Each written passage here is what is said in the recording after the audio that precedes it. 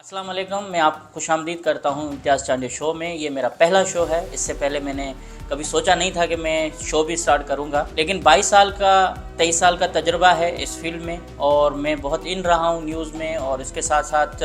Field reporting की है। सिंध को बहुत करीब से कवर किया है, कराची तक कश्मीर, सियासत को देखे हैं, लोगों के रवैयों को देखा है, पॉलिटिक्स में बदलती हुई चीज़ों को देखा हुआ है, बड़े बड़े पॉलिटिशियंस की छोटे छोटे चीज़ों को देखा है। तो इस तरह से एक मेरा पूरा कैरियर जर्नलिज्म से वाबस्ता रहा है, और मैं एक इदारे में बड़ी पोस्ट पे भी रहा हूँ 5 साल। तो इसलिए मुझे जो ग्राउंड रियलिटीज़ हैं उनका इल्म है, स्पेशली सिंध के हवाले से। पूरे पाकिस्तान के जो दीगर सूबे हैं उनके बारे में आपने बड़े व्लॉग देखे होंगे, लेकिन जो सिंध का एक इश्यूज़ हैं, सिंध के जो मामलात हैं, उन पर आपको बहुत कम राय नज़र आती होगी। वो चाहे करप्शन हो, सियासत में अफरा तफरी हो, जोड़ तोड़ हो, उसके साथ साथ अरबों रुपए की लूट मार हो, इदारों में करप्शन हो, सिंध के लोगों के साथ बेतहाशा ज़्यादतियाँ हों, झूठी FIRs हों, लोगों पर दहशतगर्दी के मुकदमात हों। इस तरह से आप देखेंगे तो एक लंबी दास्तान है जिसको बयान करने वाला कोई नहीं है। उर्दू मीडिया, जिसको हम कौमी मीडिया का नाम देते हैं, वहाँ मखसूस ज़हनियत के लोग बैठे हुए हैं, कोई किसी तंजीम का है, कोई कहीं है, और इसके साथ कुछ लोग आपको अच्छे लगते होंगे, कुछ बुरे लगते होंगे। हो सकता है आज से मैं भी आपको बुरा लग रहा हूँगा, लेकिन जो फैक्ट होगा, जो हकीकत होगी, मैं आप तक पहुँचाऊँगा। अगर आप समझते हैं कि ये सच है तो साथ दीजिएगा, अगर सच ना लगे तो मुझे आप सपोर्ट नहीं कीजिएगा। ये आपका और आपके ज़मीर का फ़ैसला है, क्योंकि मैं जानता हूँ जिस काम में मैं हाथ डालता हूँ ये कोई आसान काम नहीं होता। चाहे मैं पाकिस्तान के अंदर फील्ड में रहकर जो मैंने इश्यूज़ उठाए, और जिस तरह से मैंने अपनी हिम्मत के साथ जो अल्लाह ताला ने दी और जो इदारे ने सपोर्ट की, उसकी वजह से मैंने बड़े बड़े स्कैंडल्स सामने लाए। इसकी वजह से अदालतों तक मुझे जाना पड़ा, पैमरा में पेशियाँ भुगतनी पड़ी, लेकिन अल्हम्दुलिल्लाह एक भी स्टोरी को झूठा साबित करने में मुखालफिन नाकाम रहे। और मेरी स्टोरीज़ की वजह से कई सारी ऐसी इंक्वायरीज़ शुरू हुई जो नेब के अफसरान ने बाद में कुछ करके ख़त्म भी कर दी, और कुछ लोग जेलों में भी चले गए। तो इस तरह से मैं अपनी कोशिश करता रहा, अपना पार्ट अदा करता रहा। लेकिन आपको मालूम होना चाहिए कि जिस भी मामले पर आप खुद भी बात करेंगे तो 4 आपको अगर हामी मिलेंगे तो 2 मुखालिफ ज़रूर मिलेंगे। और जिन बड़ी बड़ी माफियाज़ में आप हाथ डालते हो वो कोई मामूली बात नहीं होती, अरबों खरबों का गेम होता है। करप्शन की दास्तानें महलात बना लिए लोगों ने, और जब उनके एक्सपोज किए वो मामला तो उन्होंने मेरे ख़िलाफ़ शदीद कैंपेन चलाई, और अल्हम्दुलिल्लाह मैं अकेला होकर भी उनको शिकस्त देता रहा, क्योंकि मेरे साथ अल्लाह ताला हमेशा साथ रहा है, उसकी करम नवाजी है। तो कहने का मकसद ये है कि आज का ये जो पहला एपिसोड है, इसमें मैं आपको थोड़ा सा इंट्रोडक्शन दे दूँ ताकि आपको आगे आसानी हो। कि रिसेंटली मैंने 2-3 बड़े इश्यूज़ हाईलाइट किए। मैं ज़्यादा पीछे नहीं जाता, मैं आपको थोड़ा ही बता देता हूँ। उसमें था सिंध में महकमे सकाफ़त के अंदर 18 अरब रुपए की करप्शन। 2021 में सबसे बड़ा मामला मैंने हाईलाइट किया, जिसमें मैंने देखा कि 4 से 5 लोग थे, जिसमें से एक शख्स चौकीदार था, वॉचमैन की ड्यूटी करता था, उसका भाई रक्षा चलाता था, उसका दोस्त सब्ज़ी बेचता था, तीसरा जो शख्स था वो गधा गाड़ी चलाता था। ये तीनों मिल के अरबपति हो गए। वो कैसे कि इस महकमे कल्चर में, महकमे सकाफ़त जिसको हम बोलते हैं, उसमें वो भाई भर्ती हो गए, उसमें अपॉइंट हुए। एक जो चपरासी थे मंजूर कनासरो चौकीदार, और उसका भाई रोशन कनासरो, उसके दोस्त हाकिम राहूजो, उसके साथ वलीउल्लाह भुट्टो जो ठेकेदार बन गए। इन्होंने एक सफ़र शुरू किया, और इंटरेस्टिंग ये बच्चे को ये स्टोरी अब मालूम है कि ये लोग ग्रेड 20, 19 और ग्रेड 20 तक पहुँचे। जो बड़ा भाई था, जो वॉचमैन था, वो पहुंच गया DG के ओहदे तक, और जो छोटा भाई था वो डायरेक्टर बन गया। इन्होंने अरबों रुपए की हेरा फेरी करके, जाली ठेके देके, और इतना बेतहाशा पैसा बना लिया कि किसी मिनिस्टर के पास भी इतना खूबसूरत घर नहीं है जितने घर इनके हैदराबाद, इस्लामाबाद, लाड़काना, दुबई और वहाँ थे। और विद प्रूफ वो सारी चीज़ें मैंने पेश की। ये लोग मेरे ख़िलाफ़ हो गए, इन्होंने जान से मारने की धमकियाँ दी। इसके साथ साथ फिर अदालतों में गए, अदालतों में भी ये फंसते गए। जो हाकिम राहूजो था, जिसकी इस वक्त 80 करोड़ रुपए से ज़ायद की प्रॉपर्टीज़ हैं कराची शहर के अंदर, उनके घर, उनके डॉक्यूमेंट, कैश में ख़रीदी गई प्रॉपर्टीज़ मैंने सामने लेके आया। उसके बाद मुझे थ्रेट्स मिली, फिर मेरे खिलाफ़ इन्होंने कैंपेन करवाई, اور اپنے عزیزوں اور اقارب کو سڑکوں پر لے آئے، احتجاج کروائے، کبھی بھٹائی آباد میں، کبھی لاڑکانہ میں، لیکن اس کے باوجود میں ان کے سامنے ڈٹا رہا، کیونکہ ادارہ پیچھے بھی تھا اور ادارے نے بھی سپورٹ کی۔ یہاں تک کہ پیمرا کے اندر انہوں نے بے تحاشا پیسے چلائے اور وہاں سے فیصلے لینے کی کوشش کی کہ کسی بھی طرح یہ خبریں رکیں، لیکن 2 سال تک میں اپنی طرف سے جو میرا اپنا فرض تھا وہ میں نبھاتا رہا، اور ان لوگوں کو بے نقاب کر کے میں نے اپنا دم لیا اور ان کو شکست ہوئی۔ بہت سارے انہوں نے کیسز کیے، کورٹوں میں وارنٹ جاری کروانے کی کوشش کیے۔ اس کے ساتھ ساتھ بہت اور بھی ایک لمبی داستان ہو جائے گی، اس ویڈیو میں نہیں، میں نیکسٹ ٹائم اس پہ الگ ایپیسوڈ بناؤں گا۔ تو یوں ان کی میں نے نیندیں حرام کی، جس میں منسٹر تھے سردار شاہ، جو منسٹر بننے سے پہلے صرف یہ 5-6 سال کا عرصہ تھا،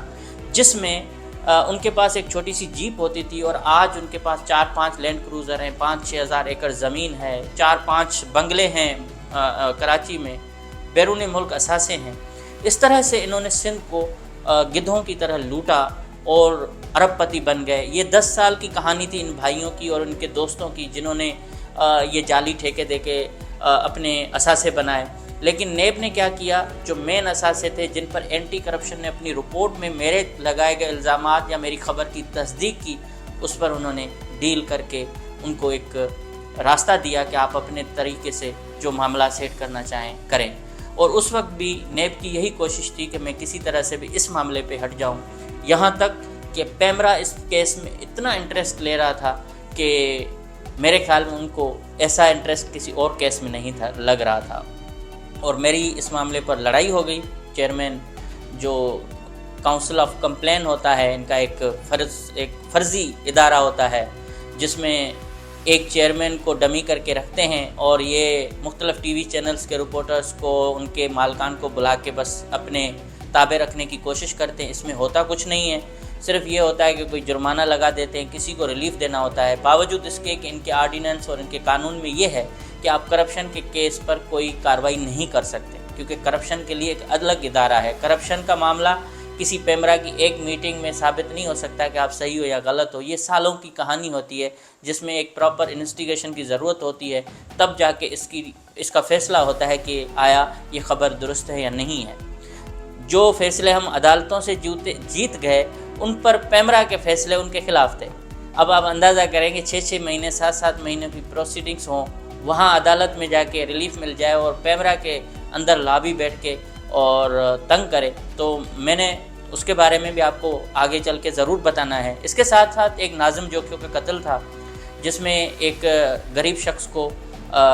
دھابے جی کے قریب ایک چھوٹا گاؤں ہے سالار، آچار جوکھیو گوٹ، اس سے اٹھایا گیا۔ اس نے عرب شکاری کی جو ہنٹنگ کرنے آیا تھا، ان کی ایک ویڈیو وائرل کی سوشل میڈیا پر۔ اس کو سردار جام عبدالکریم اور ان کے بھائی جام اویس، جو اس وقت جو بڑے بھائی ہیں جام کریم اور پیپلز پارٹی کے MNA ہیں، اور چھوٹے بھائی MPA، انہوں نے اٹھا کے اپنے بنگلے پر ساری رات تشدد کیا۔ ان کے بھائی کے مطابق کہ پہلے تو انہوں نے پریشر دیا کہ یہ بھائی ہمارے سامنے پیش کرو، جب ہم اس کو لے کے گئے تو انہوں نے کہا اب تم چلے جاؤ، اور پھر اس کو ساری رات مارتے رہے۔ ناظم جوکھیو جس بہادری سے سرداروں کے سامنے ڈٹا رہا، اس کے بعد یہ ہوا کہ صبح ان کی لاش دی گئی۔ جب پوسٹ مارٹم ہوا تو 211 سے زائد زخم تھے ان کے سر پر، اور انویسٹیگیشن میں یہ بات سامنے آئی، پولیس کی انویسٹیگیشن تھی، کہ جام اویس جو MPA ہیں، جو ممبر رکن سندھ اسمبلی ہیں، انہوں نے PUBG گیم کھیلتے ہوئے خود اور اپنے ملازموں کے ذریعے اس کو ڈنڈے مروائے، اور نشے میں دھت تھا، جبکہ جام عبدالکریم اس وقت موجود تھا، جس نے ناظم جوکھیو کا فون چھین کر ان سے ساری ڈیٹا ڈیلیٹ کر کے اس کے بعد وہ گھر چلے گئے بقول ان کے، لیکن وہ اس میں ملوث تھے۔ اور جب یہ معاملہ آیا تو اس وقت وزیر اعظم عمران خان تھے، اور سوشل میڈیا کے پریشر پر اس کا مقدمہ درج ہوا، جام اویس گرفتار ہوئے۔ جو افضل جوکھیو مقتول کے بھائی تھے، اس میں بھی پہلے دن سے جو میں نے اس کو ایکسپوز کرنا شروع کیا کہ یہ بھائی بک جائے گا، اور انہوں نے احتجاج کر کے دھرنے دے کے اپنا ریٹ بڑھوایا اور اپنے بھائی کے خون کے ساتھ غداری کی۔ تو جب یہ معاملہ میں نے بہت زیادہ سوشل میڈیا پر ہائی لائٹ کیا میں نے، اور اس معاملے پر مجھ پر اتنا پریشر تھا کہ مجھے کہا جاتا تھا کہ آپ جب بھی باہر نکلو گے آپ کو مارا جائے گا اور آپ ہمارے نشانے پہ ہیں۔ سرداروں کے بہت سارے میسیجز آتے تھے مختلف اور سرداروں کے ذریعے، جام اویس جیل کے اندر بیٹھ کے دھمکیاں دلاتے تھے اور ان کے لوگ مجھ سے بات کرتے تھے کہ آپ چپ ہو جائیں ورنہ آپ کا حشر برا ہوگا۔ اور سندھ کے اندر آپ کو پتہ ہے کہ کوئی بھی آواز اٹھائے گا تو اس کا حشر واقعی برا ہوتا ہے، کیونکہ پیپلز پارٹی کے پچھلے 15 سالوں میں کئی صحافی گرفتار ہوئے، کئی مارے گئے، کچھ کی تو ایسی لاشیں ملیں کہ ہاتھ دونوں بندھے ہوئے تھے، پاؤں بندھے ہوئے تھے اور پولیس کہہ رہی تھی انہوں نے خودکشی کی۔ تو اس ماحول میں صحافیوں کا قتل عام، ان پر دہشت گردی کے مقدمات درج کرنا کوئی معمول کی بات نہیں تھی، اور بہت خطرے میں رہ کر بھی ان کے ساتھ جتنا میرا فرض تھا میں نے ادا کیا۔ اس کی وجہ سے کسی اور کے خلاف احتجاج نہیں ہوئے، صرف اور صرف میرے خلاف احتجاج ہوئے،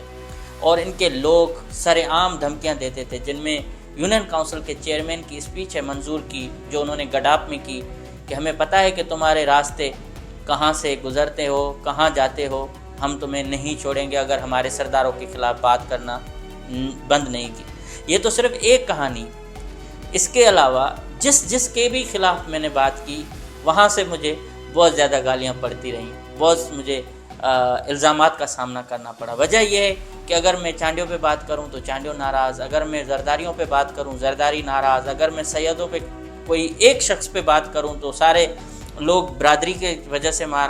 ناراض، اگر میں ایم کیو ایم پہ بات کروں تو ایم کیو ایم والے ناراض، اس کو یہ رنگ دیتے تھے کہ شاید اردو اسپیکنگ کے خلاف بات کر رہا ہوں۔ تو میں آج اس فورم سے آپ کو واضح کروں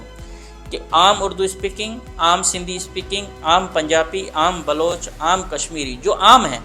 جو عام پختون ہیں، ان کا میرے خیال میں کسی سیاسی پارٹی، کسی گروہ، کسی اور کو